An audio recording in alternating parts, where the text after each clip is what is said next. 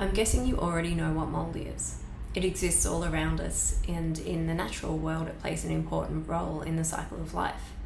But when it intrudes into our indoor spaces, mould can become deadly.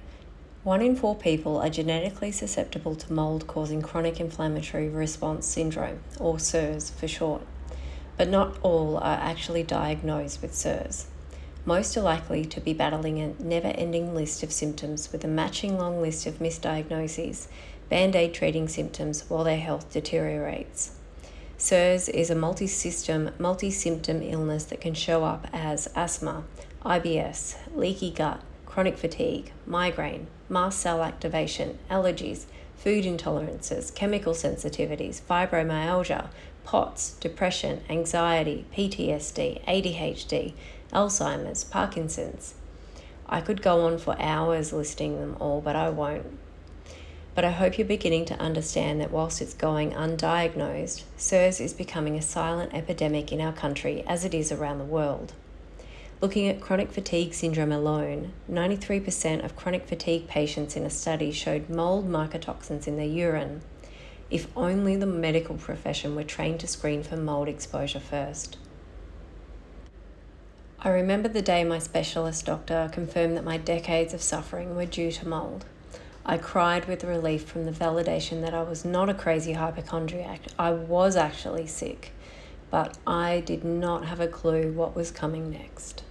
The first and most important step in recovering from CIRS is removing yourself from the mould and all of your contaminated belongings.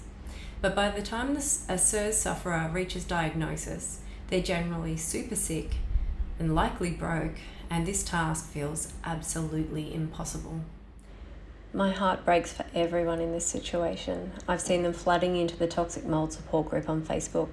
There's a new horror story daily. I am one of those horror stories, and I nearly took my own life just to escape it.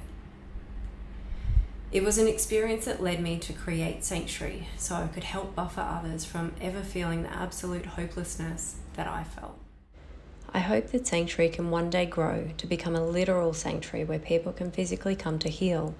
But for now, I'm starting small and creating an online safe space, a platform where people can turn to for education, healing, and support, regardless of their financial situation. While we wait for the world to recognise this silent epidemic causing widespread chronic illness in our country, we need to support the millions of people who are sick now, navigating a system that dismisses them. Please help Sanctuary to provide support and meet the needs of our mould-affected community.